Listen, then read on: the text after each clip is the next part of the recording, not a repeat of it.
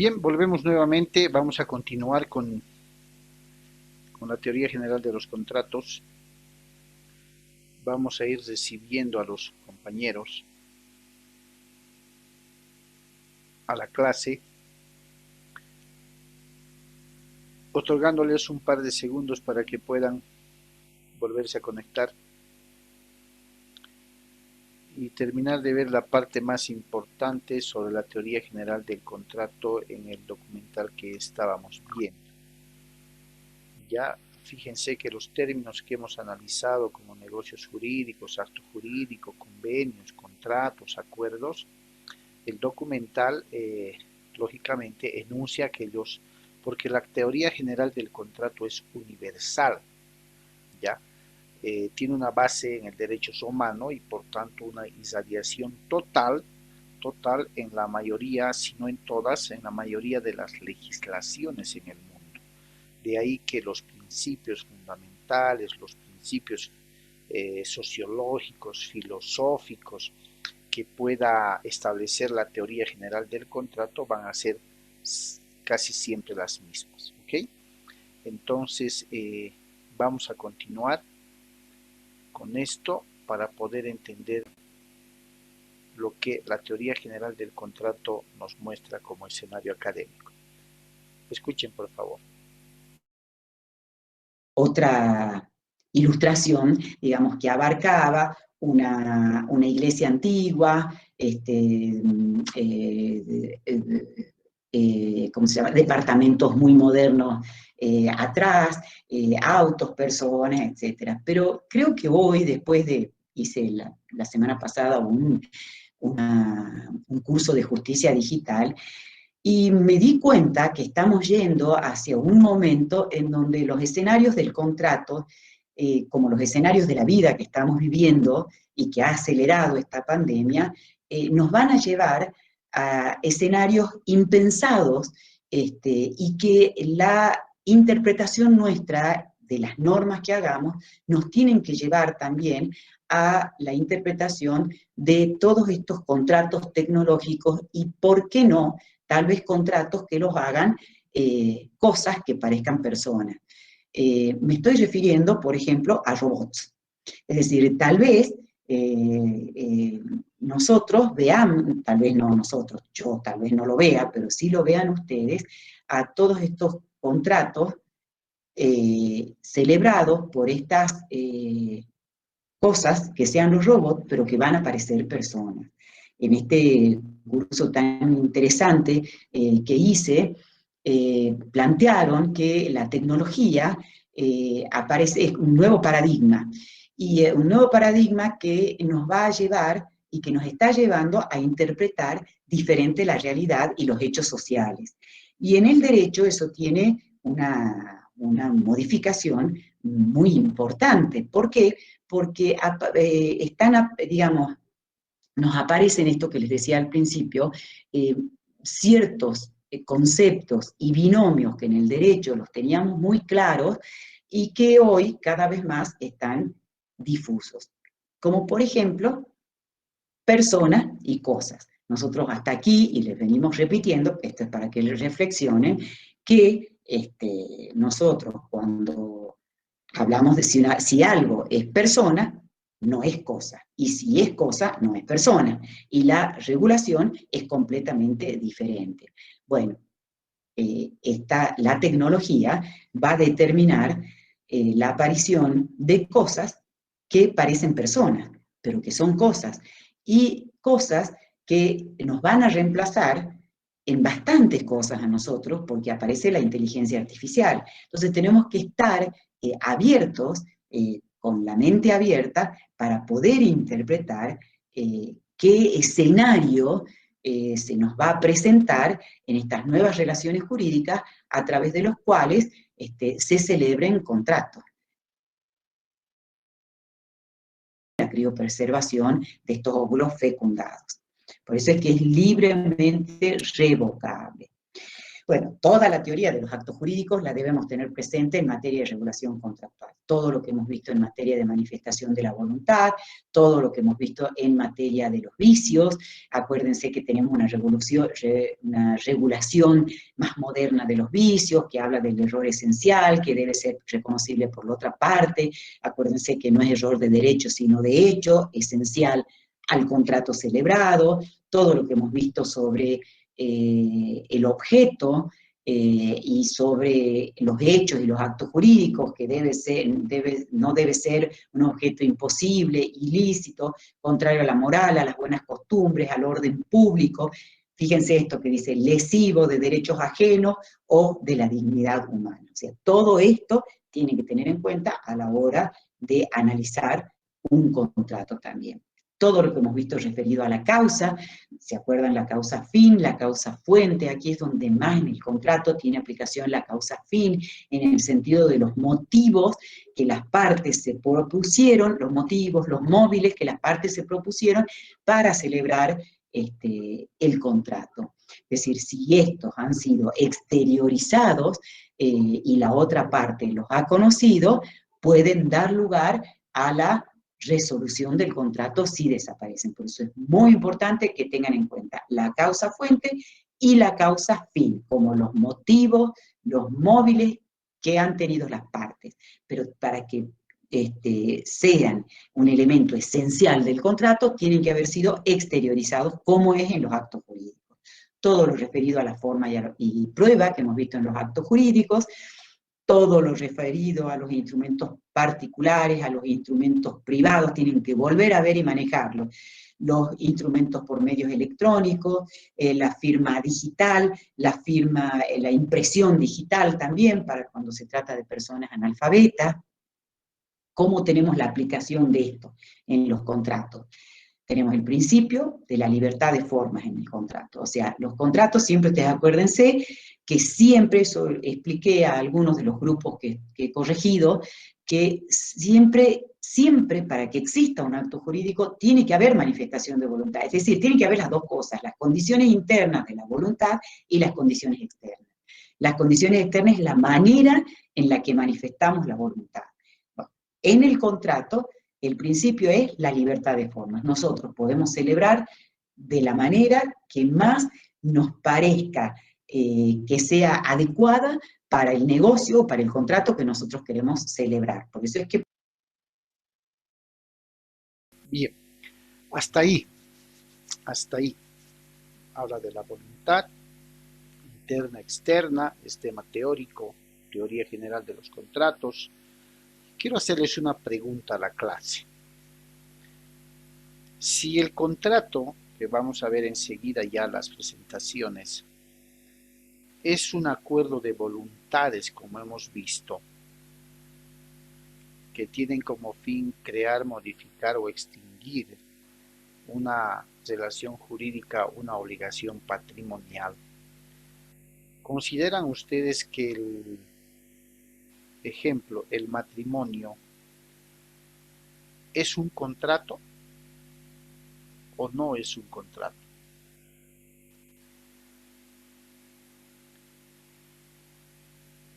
¿Qué creen?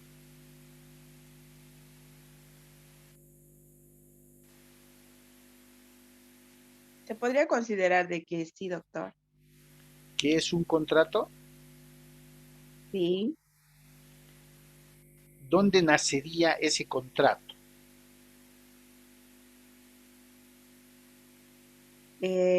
Cuando van al registro civil ¿Ya? y firman las partes que están de acuerdo, ¿no? Con la unión. O sea, hablemos así, los novios estarían poniéndose de acuerdo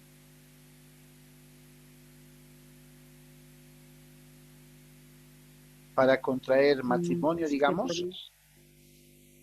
¿sí?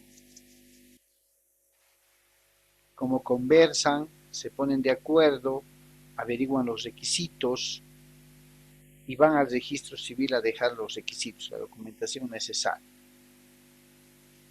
El momento de la celebración del matrimonio,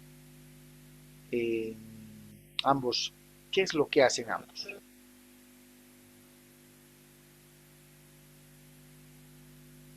¿Qué les pregunta el oficial de registro civil? Que si vinieron por su voluntad. Ah, muy bien. ¿Qué más les pregunta? Les dice, ¿no? Si acá en esta oficialía, en esta circunstancia, se encuentran de manera voluntaria o se han visto obligados por alguna situación. ¿Qué más les pregunta?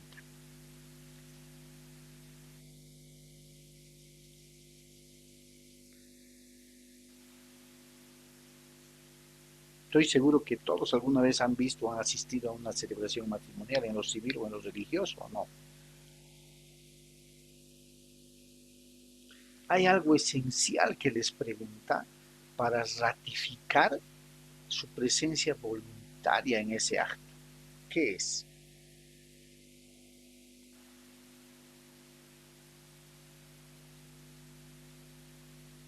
Y se los preguntan tanto en un matrimonio civil como en un matrimonio religioso. ¿Qué es lo que les preguntan?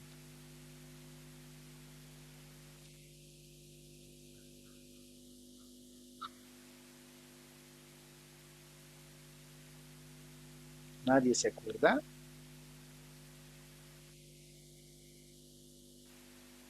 ¿Acaso no les pregunta el oficial o el padre, a ver, fulanito de tal, ¿aceptas tú por esposa a fulanita de tal? Ah, sí, doctor. Ah, ¿y qué Sí, contesta? doctor. ¿Y qué contesta la otra, la parte a la que le ha preguntado? Sí, acepto. Acepta. Y la otra parte hace lo propio, ¿cierto? Ahí viene un poco esa diferenciación de la voluntad interna y la voluntad externa.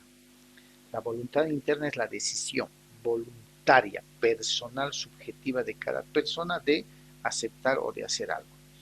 Y la voluntad externa es aquella que se manifiesta al exterior, como en este caso, acepta usted por esposo al señor tantos para cuidarlo, quererlo, que la, ¿cierto? Y dice, sí acepto.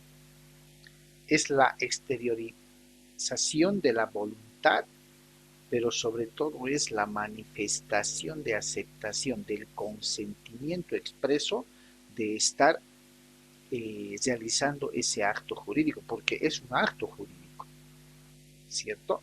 Por eso es que muchas de las teorías en contratos, para mejor explicación, utilizan el tema del matrimonio y la pregunta viene siendo la que les acabo de realizar. ¿El matrimonio es un contrato o no es un contrato? Sí, visto desde el punto de vista formal, es un contrato, ¿cierto? Es un contrato, porque concurren en esta decisión, en este acuerdo, todos los requisitos que más adelante vamos a ver que concurren en el perfeccionamiento o elaboración de un contrato. ¿Ya? Volviendo a ver el tema,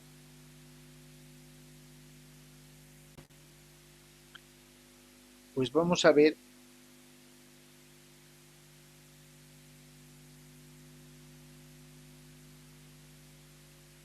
qué es lo que establece nuestra legislación civil en cuanto a la definición de contrato.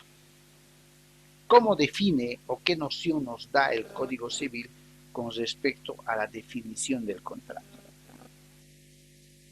Doctrinalmente, el profesor Messineo establece que el contrato es un acuerdo privado, oral o escrito entre partes que se obligan sobre materia o cosa determinada y a cuyo cumplimiento pueden ser exigidas. En resumen, dice, es un acuerdo de voluntades que genera derechos y obligaciones para las partes. Eso es lo que dice el profesor Messineo, ¿no? Y en su argumento doctrinal dice, es un acuerdo privado, puede ser oral, puede ser escrito, las partes se obligan sobre la materia o cosa determinada, como dimos el ejemplo hace un momento, el compromiso de dos amigos para poder verse y dar una vuelta, un paseo o amigas, ¿no? En ese ejemplo de los amigos, ¿el acuerdo sería verbal o escrito? U oral, que es lo mismo que verbal. ¿Sería un acuerdo oral o sería un acuerdo escrito?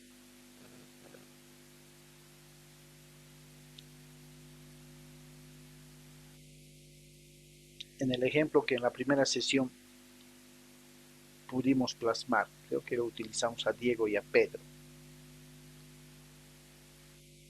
¿Qué creen? ¿Fue un acuerdo oral o fue un acuerdo escrito, chicos?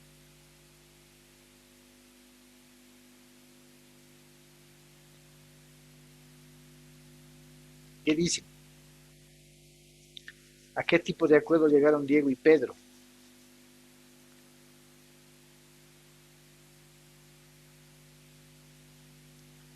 ¿Qué dices, Natalie? Diego, que fue el fondo del ejemplo.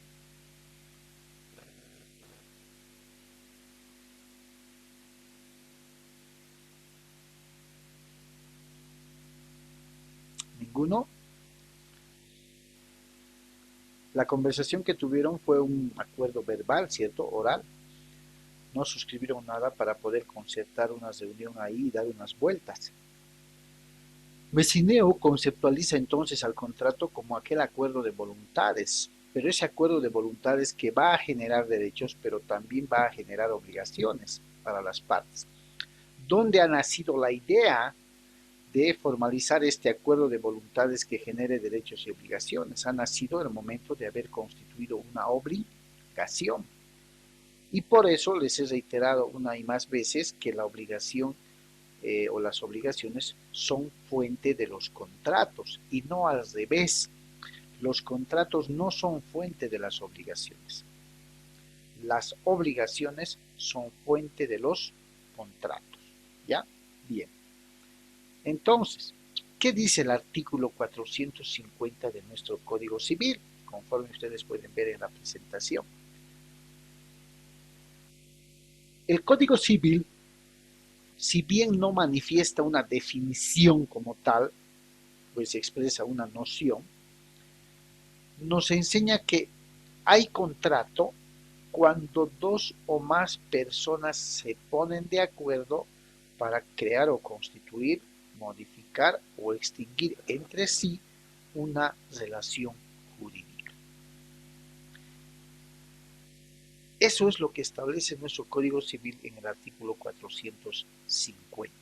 Hay contrato, hay acuerdo cuando dos o más personas, fíjense, se ponen de acuerdo para constituir, modificar o extinguir entre sí una relación jurídica. Esa es la definición que se va a ir manejando más adelante de lo que es un contrato. ¿Ya? De lo que es un contrato. Ahora, ¿se acuerdan de derechos reales? Derechos reales, hablando de los bienes, conlleva una clasificación bastante amplia. Y lo mismo ocurre con los contratos. Hay clasificaciones sistematizadas, como hay otras que le otorgan una clasificación totalmente general, de corrido, pero que día a día se van a ver en el cotidiano vivir, en el trabajo, en cada una de las transacciones, negocios que como personas realizamos. ¿Ya? Los contratos, como aquel acuerdo de partes, aquel acuerdo voluntario de partes, para crear, modificar o extinguir una relación jurídica, se van a ir teóricamente clasificando en los siguientes.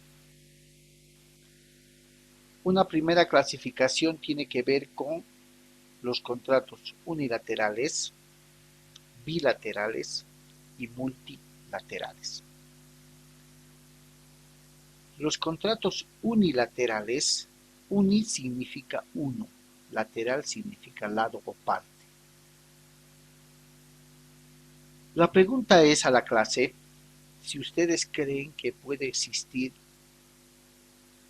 un contrato con uno solo, con una sola persona, con una sola parte. ¿Creen ustedes que puede darse esa posibilidad? ¿Existen contratos unilaterales? ¿O podrían existir? ¿Qué dicen?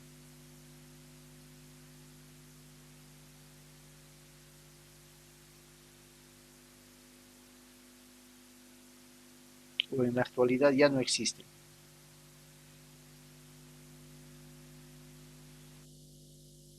¿Qué creen, chicos? Denia, Noelia, Natalie, Diego.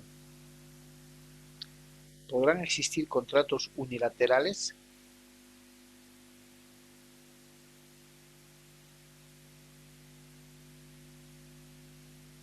Cuando la definición nos dice que hay contrato cuando dos o más personas se ponen de acuerdo para crear, modificar o extinguir una relación jurídica. Eso nos dice la definición. Y la clasificación nos muestra que un contrato podría ser unilateral.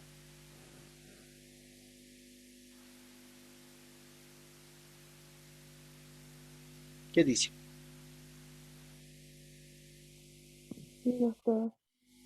¿Puede haber?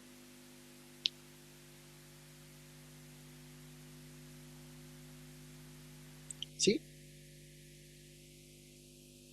Sí. ¿Tienes en mente, Noelia, una idea, un ejemplito de cuál podría ser un contrato unilateral? Como un préstamo, doctor. ¿Perdón? ¿Cuándo? Como un préstamo. Ya. A ver, esta clasificación, según la reciprocidad de la obligación, la vamos a graficar en una pizarrita para que entiendan perfectamente. A ver.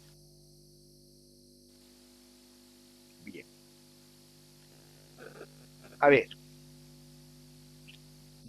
Un ejemplo que todos conocen o han visto o han escuchado alguna vez de en qué consiste un contrato de compra-venta. Digamos que vamos a vender esta casita. Volvemos a derechos reales. Para vender esta casita, ¿qué calidad tiene que tener el vendedor?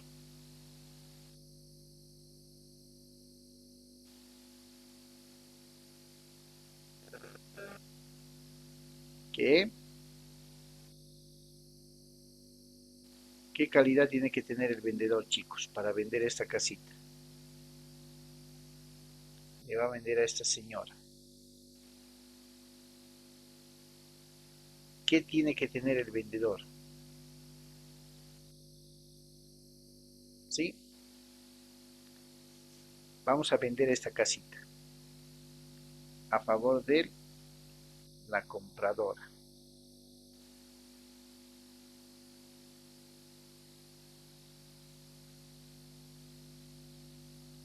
¿Quién puede vender esta casa?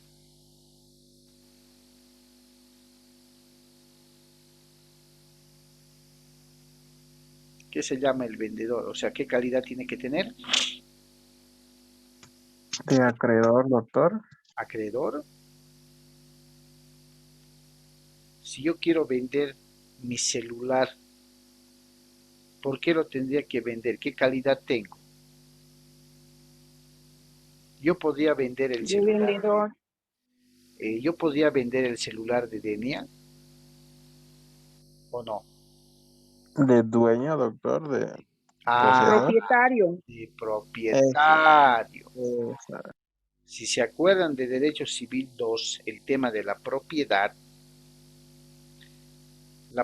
es un poder jurídico que tiene una persona sobre un determinado bien del que puede usar, puede gozar y también puede, ¿quién me ayuda? Aparte de usar, gozar, ¿qué más puede hacer el propietario con ese bien?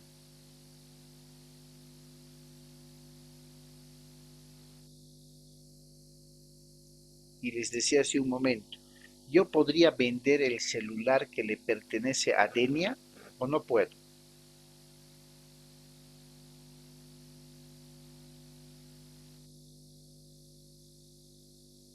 ¿Qué dicen? O el celular de cualquiera de ustedes, de Natalie, de Diego, de Noelia. ¿Puedo agarrar y venderlo?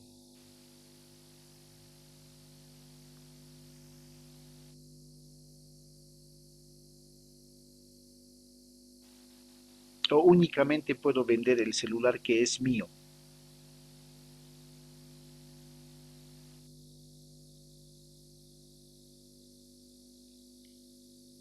¿Qué creen, chicos? ¿Puedo o no puedo?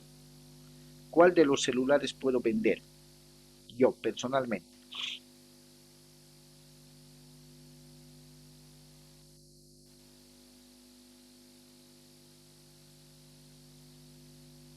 ¿Qué dices, Diego? ¿Puedo vender el celular de Denia o puedo vender mi celular?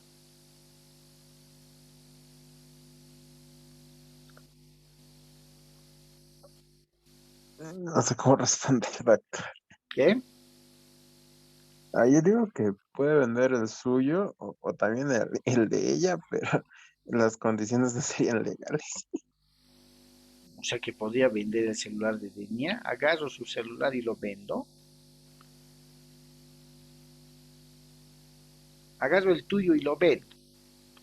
Hagamos ese ejemplo. Agarro tu celular y lo vendo. ¿Sería correcto? ¿Qué dices, Noelia? Doctor, yo creo que debería vender el suyo si lo va a poner en venta y no de la otra persona. ¿Y por qué podría vender el mío y no podría vender el de Denia, Noelia?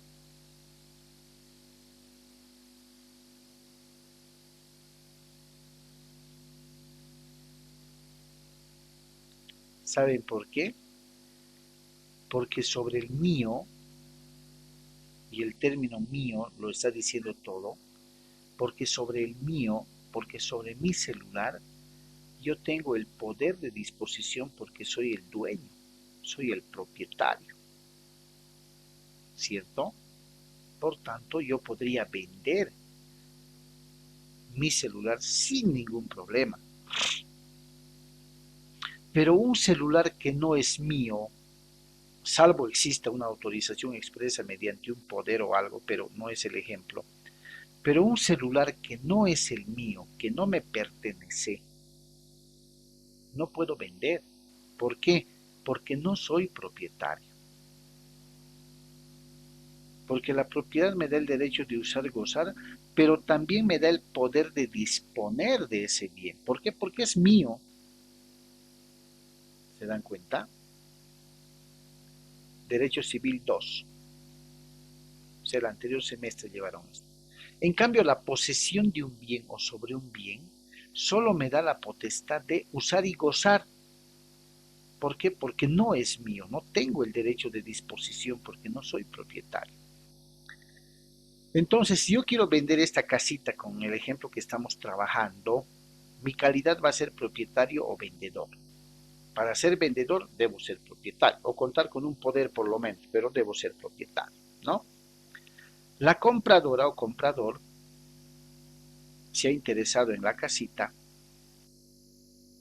hemos conversado, me ha preguntado cuánto está pidiendo por esa casa, yo le he dicho acá vamos a poner, yo le he dicho que estoy poniendo, bueno, en dólares pondremos, yo le he dicho que estoy pidiendo, a ver, $70,000, ¿cierto?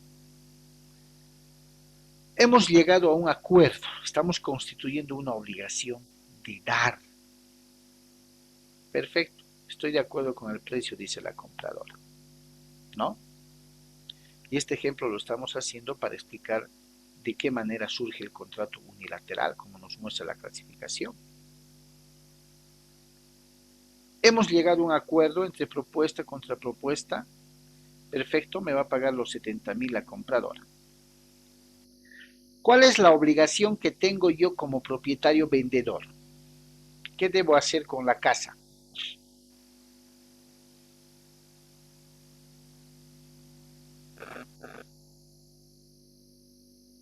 Chicos, ¿qué debo hacer? ¿Qué debo hacer con la casa?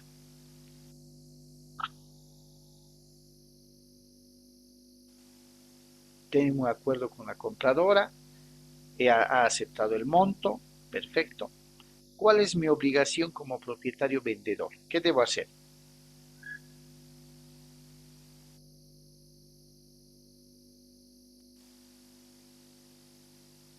¿Mm? Entregarle la documentación, doctor. Ya, perfecto. ¿Y qué más? ¿Qué más Eh, debo hacer? También recibir el dinero que te va a cancelar o algo así. Ya, pero ¿y mi función principal cuál sería? ¿Le entrego la documentación nada más?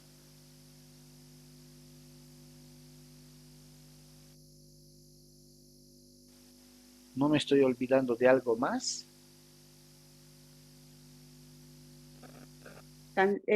Cancelar por el bien, cancelar por el bien inmueble, doctor. ¿Yo vendedor? Ah,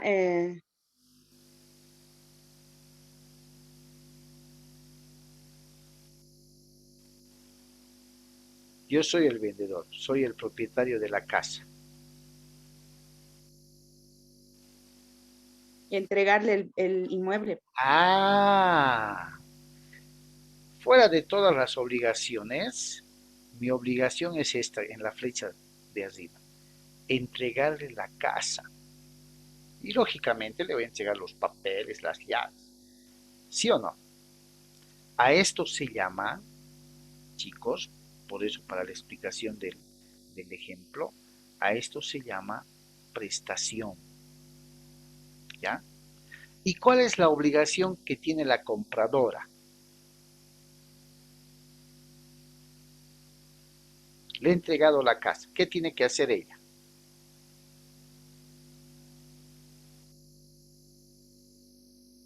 ¿Qué tiene que darme a mí como propietario vendedor que le estoy entregando la casa?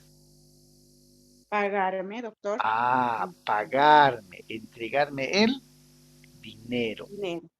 Exactamente.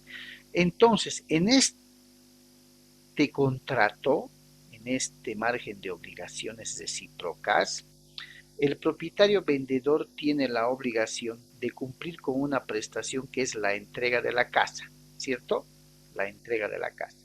Y en contraprestación, la compradora lo que tiene que hacer es pagarme el dinero, entregarme el dinero.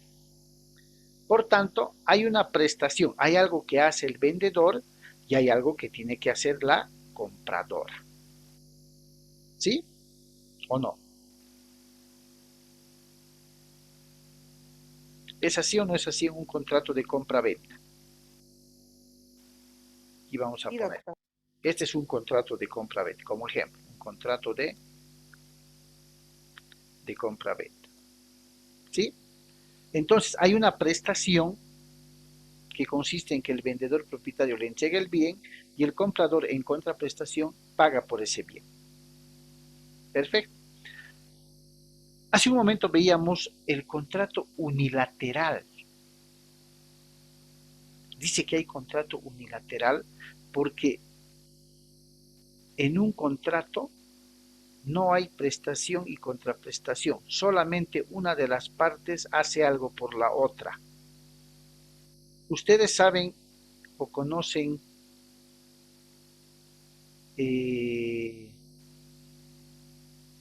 lo que significa donación.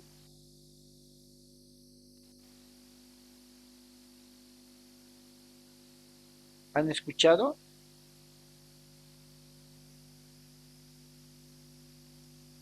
¿Qué significa donar? Se ha habilitado el perchero de invierno municipal en la Plaza Colón. Por favor, donen todas las ropas de abrigo que ya no utilizan. Campaña o kermés pro, qué sé yo, pro cámaras del barrio tal. Por favor, donen lo que puedan. Donen medicamentos, donen sangre. ¿Qué es donar? ¿Qué significa donar? Dar, doctor. Sí, Regalar. ya, regalar. ¿Qué más, Noelia? Conceder. Ya, perfecto. Díganme una cosa. Cuando ustedes donan, alguna vez han donado, han entregado ese bien o no han entregado. Ropita, galletitas, qué sé yo. Han entregado ese bien, ¿cierto? Sí, doctor. Ya. ¿Y han recibido algo por ese bien o no? No. Ah, ya. Entonces lo que vamos a hacer es, en un contrato de donación, ya, hay dos sujetos, un donador y la otra parte se llama donatario, ya, donatario, el que recibe. Vamos a suponer que el donador va a entregar este bien inmueble al donatario, que va a ser, en la persona de la señora, va a ser el asilo El Buen Pastor. Le va a donar esta casita, le va a donar al asilo El Buen Pastor. Desde el punto de vista de las prestaciones, chicos, sí hay contratos unilaterales y son aquellos en los que una de las partes realiza la prestación, da algo, pero la otra parte no devuelve nada, no da nada. ¿Se dan cuenta? Este donador le está entregando la casita al donatario, al asilo El Buen Pastor. A eso se llama prestación. A ver, le está dando, le está entregando, pero el donatario, el asilo El Buen Pastor, no está pagando, no está dando nada a cambio.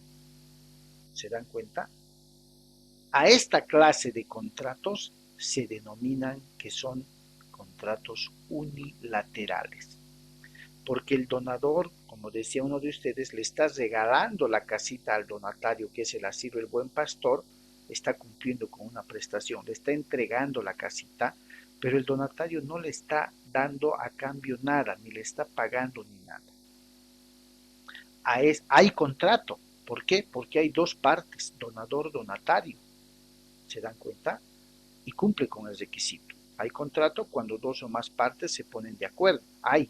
Te voy a donar esto, muchísimas gracias. Hay dos sujetos, hay dos partes, dos personas, llamémosle. Pero en el tema de la prestación y contraprestación, solo una de ellas cumple, solo una de ellas hace la entrega. La otra, a cambio, no hace ni responde con nada. ¿Por qué? Porque es una donación. A esta clase de contratos se les llama contratos unilaterales, donde una sola de las partes da algo y la otra a cambio no da nada. ¿Me han entendido? Sí, doctor. ¿Sí? A eso se llama contrato unilateral. Al contrato de venta que acabamos de ver, donde el vendedor entrega el bien y el comprador paga, se llama contrato bilateral. ¿Por qué? Porque el uno da y el otro también da a cambio. ¿Ok? Pero el contrato unilateral, por excelencia, el ejemplo tipo es el contrato de donación. Quiero que quede bien claro. Eso es un preámbulo, chicos, de lo que ustedes van a ver en Derecho Civil 4, contratos. Tenemos 3 temas de esos que vamos a ir viendo de a poco. ¿Listo? Hemos llegado al final de la segunda sesión, chicos. Muchísimas gracias a los que han asistido y nos estamos viendo el próximo viernes en la clase de costumbre. ¿Está bien? Está bien, doctor. Muchas gracias. Hasta Listo. luego. Gracias. Está bien, doctor. Chao, Denia. Chao, Diego. Chao, Noel. Chao, chao.